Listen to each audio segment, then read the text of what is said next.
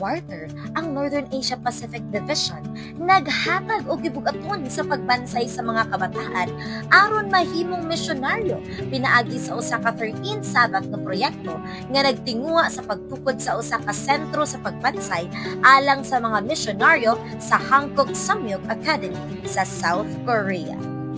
Apan usa ka inahan nga taga South Korea nagingon nga ang pagbansay sa mga kabataan aron mahimong misyonaryo magsugod sa balay. Nagsugod siya sa iyang anak nga lalaki sa dihang nagsugod pa lang kini og sulti. Kini mao ang istorya kung giunsa ni Olivia ang pagpugas sa pulong sa Dios sa kasing-kasing sa iyang mga anak nga nagauluhan. Pagtipig og pulong sa Dios.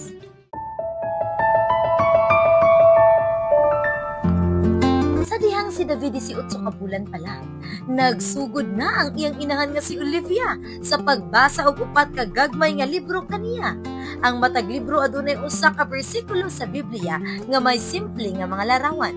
Ang unang libro mao ang Salmo 1, ang ikaduha Mateo 5 mga bersikulo 3 ngadto sa 12, ang ikatulo Juan 14 1 ngadto sa 4 ug ang ikaupat 1 Korinto kapitulo 13.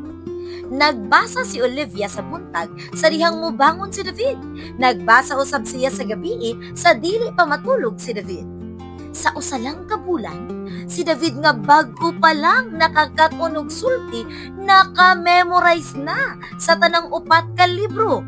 Karon si David 7 na katuig ug naka-memorize na siya og 350 ngadto sa 400 ka bersikulo sa Biblia. Giunsa kini? Si Olivia Kim, inahan ni David, nadasig sa iyang ugangan nga nakapahibalo sa upat ka ampon nga mga bata sa pagbasa o pagsulat, pinaagi sa pag-memorize sa mga bersikulo sa Biblia. Nadasig siya sa iyang nakita kung giunsa sa Biblia pagbag-o sa mga kasing-kasing sa mga bata. Sa dihang nahimo na siyang inahan, gusto usab niya nga buhaton kini sa iyang mga anak. Mao nga nagsugod siya sa pagbasa sa upat ka gagmay nga libro nga gihimo sa iyang ugangan. Samtang nagbasa si Olivia, gisubay ni David ang mga hulagway sa libro ug naminaw sa tingog sa iyang inahan. Wala siya misulti, wala pa siya kabalo mobasa. Apan human sa usa ka bulan, nahinumduman na niya ang mga sulod sa libro. Natingala si Olivia kay kini mauusab ang panahon nga nagsugod pa lang siya sa pagkatpon og sulti ug paghimo og pulong ug hugpo nga adunay kahulugan.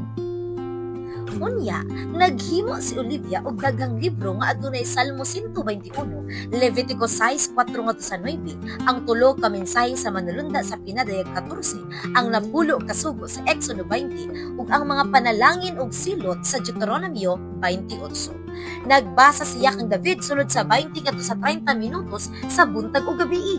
Nagbasa usab siya sa tibuok adlaw. Uy, na-memorize si David ang mga bersikulo. Sa ilang adlaw-adlaw ang kinabuhi, nagagamit sila sa mga bersikulo sa Biblia. Sa dihang nagtungha na si David sa usa ka kindergarten, diin usa kay nagpakita ang ilang maestro og karton sa break time. Unya, ang kasagaran sa sikat nga Koreanong cartoons, nagpakita man og mga espiritu nga murag cute ug walay daotan. Apan ang istorya seryoso. Human ni David makakita sa usa ni ini.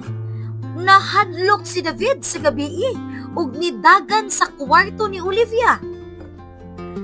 Mama, nahadlok ko, ingon ni David. Ngano man, pangutana ni Olivia. Nahinumduman ako ang karton nga akong nakita ganina sa school, tubag ni David. Ayaw kahadlok kay naa ang Dios kanato, tubag ni Olivia. Kini nga balay ubos sa panalipod sa Dios.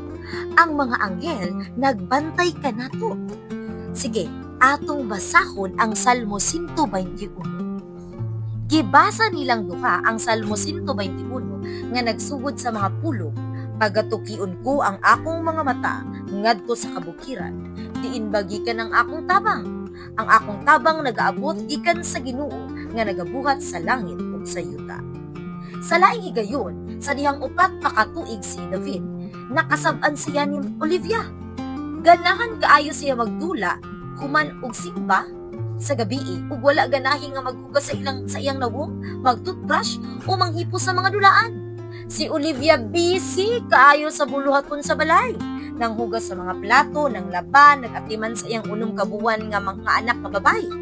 Milabay na lang ang usa ka oras ug alas 7 na lang sa gabi, wala gihapoy na buhat si David. Napuno sa kakapoy si Olivia ug nasuko.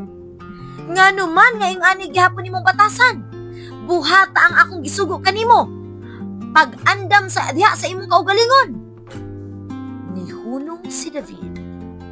Dili kasagaran mamadlong si Olivia sa ingon ni ana nga paagi. Mitanaw siya kang Olivia nga iyang mama ug mitanaw usab si Olivia kaniya. Naghuna-huna si Olivia sa 1 Corinto 13 ug mibasa niini sa hilom diha sa iyang huna-huna. Bisan pa makasulti ako sa pinulungan sa mga tao ug mga manulunda, apan kung wala ako'y gugma, sama ra ako sa usa ka nagataghoy nga tumbaga o nagatingog nga simbal. Unya mitanaw si Olivia kang David ug nakita niya sa iyang mga mata nga naghuna-huna usab si David sa 1 Corinto 13. Uy, nagkatawa si Olivia. Nagkatawa usab si David. Pasaylo ako nga nasuko ko, ingon ni Olivia. Nagpabilin ang pahiyom ni David ug dayon nag-ilis siya og pajama, nagtoothbrush ug natulog. Karon, mahigugmaon si David sa pag-memorize sa mga bersikulo sa Biblia. Ang iyang igsuon nga si Abigail nga 3 ka tuig na karon, nagsugod na usab sa pag-memorize sa unang 4 ka libro nga natun-an ni David. Na-memorize usab ni Olivia ang tanang mga bersikulo nga gipa-memorize niya sa iyang mga anak.